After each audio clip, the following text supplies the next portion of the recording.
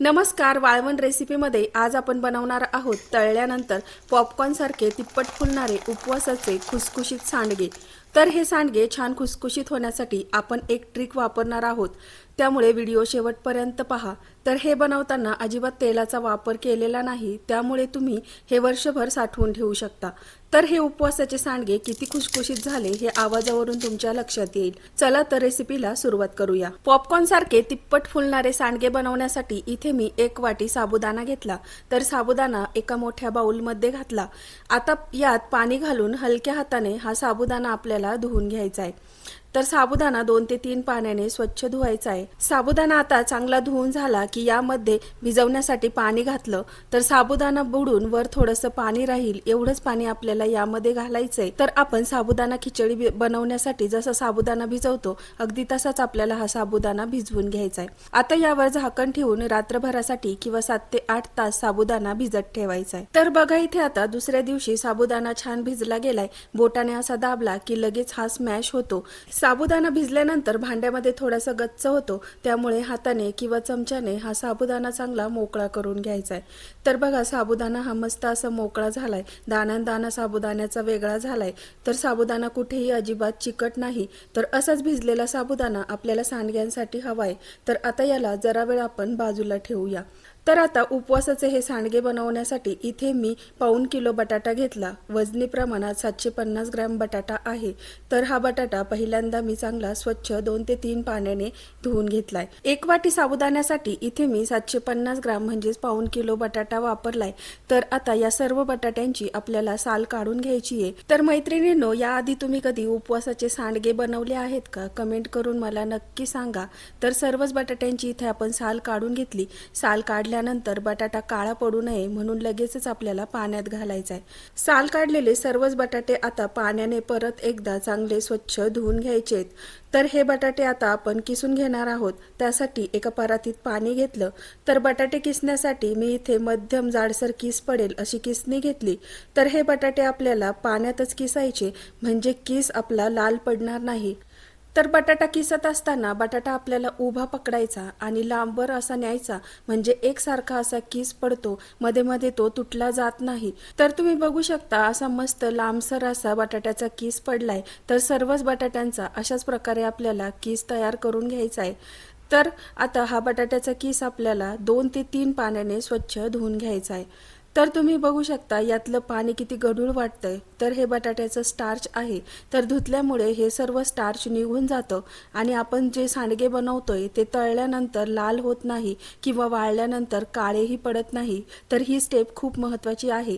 तर हा किस आपल्याला 2 ते 3 पाण्याने स्वच्छ धुवायचा आहे। जोपर्यंत यातनं स्वच्छ पाणी निघत नाही तोपर्यंत हा धुवायचा आहे। तर आता किस स्वच्छ धुवून झाला की यामध्ये किस पूर्णपणे बुडेल एवढं पाणी घालायचं आणि थोड्या वेळासाठी हा आपल्याला बाजूला ठेवून द्यायचा आहे, म्हणजे पुढच्या प्रोसेस पर्यंत हा लाल पडणार नाही। बटाट्याचा किस शिजवण्यासाठी गॅसवर एक मोठं भांडं ठेवलं। यामध्ये भरपूर आपल्याला पाणी घालायचंय। पाणी घालून झालं की यावर झाकण ठेवायचं आणि या पाण्याला मस्त उकळी काढून घ्यायची आहे। तर थोड्याच वेळानंतर बघा पाणी इथे छान उकळलं। तर पाणी उकळल्यानंतर पहिल्यांदा यात आपल्याला चवीपुरतं मीठ घालायचंय। आता या उकळत्या पाण्यामध्ये आपण तयार करून ठेवलेला बटाट्याचा किस घालायचा। तर किस घालत असताना यातलं सर्व पाणी नितळून घ्यायचं, मगच हा किस शिजण्यासाठी आपल्याला घालायचा आहे। तर सर्वच किस घालून झाला की याला छान डवळून घ्यायचंय आणि 4 ते 5 मिनिट उकळी काढायची। 4 ते 5 मिनिट उकळेल एवढाच बटाट्याचा किस शिजवून घ्यायचा, यापेक्षा किस जास्त शिजवायचा नाही।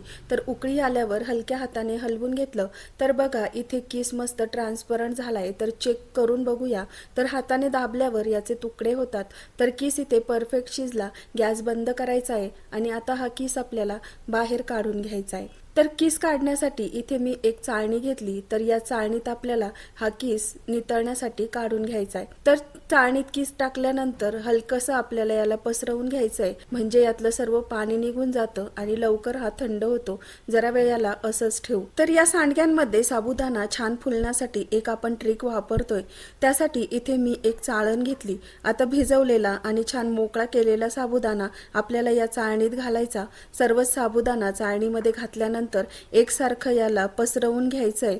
तर हा साबुदाणा आपण आता वाफवून घेणार आहोत। साबुदाणा असा वाफवून घेतल्यामुळे तो सांडग्यांमध्ये छान फुलला जातो आणि सांडगे आपले छान खुसखुशीत होतात। तर साबुदाणा वाफवण्यासाठी बटाट्याचा किस शिजवला ते पाणी गरमच होतं, तेच पाणी आपण इथं वापरतोय। आता साबुदाणा घातलेली चाळण यावर आपल्याला ठेवून द्यायची आहे। यावर आता झाकण ठेवायचं। 3 ते 4 मिनिट मीडियम गॅसवर याला वाफ काढायची। तर यापेक्षा जास्त वेळ साबुदाणा वाफवायचा नाही।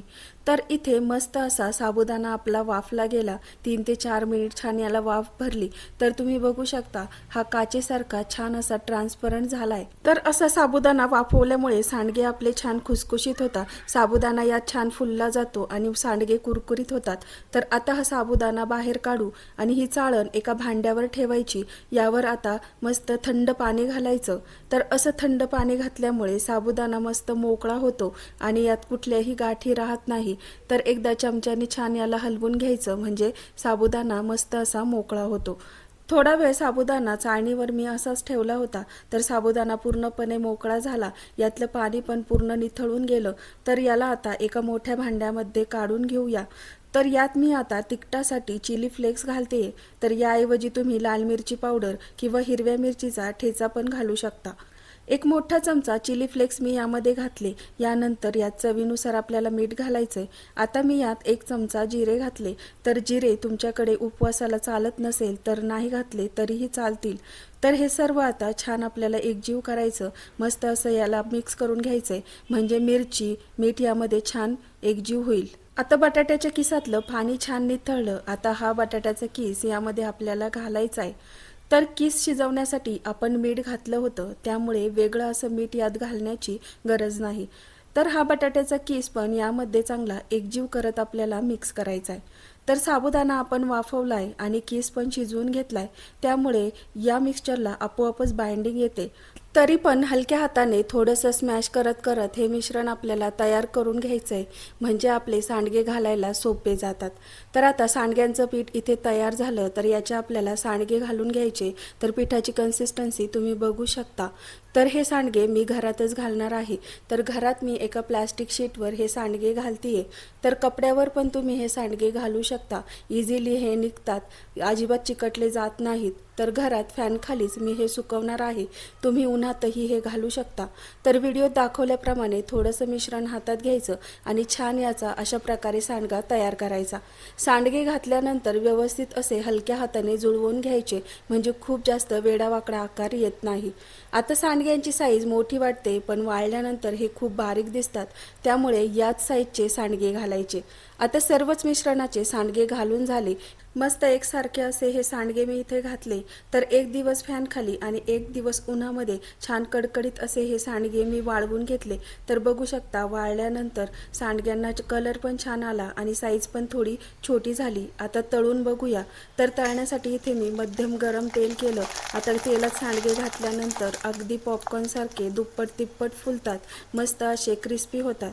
तर बघू शकता छान मस्त असे हे सांडगे फुललेत। हे सांडगे बनवताना आपण तेलाचा वापर केला नाही, त्यामुळे हे छान वर्षभर साठवून ठेवू शकता आणि कधीही वाटलं तर तळून खाऊ शकता।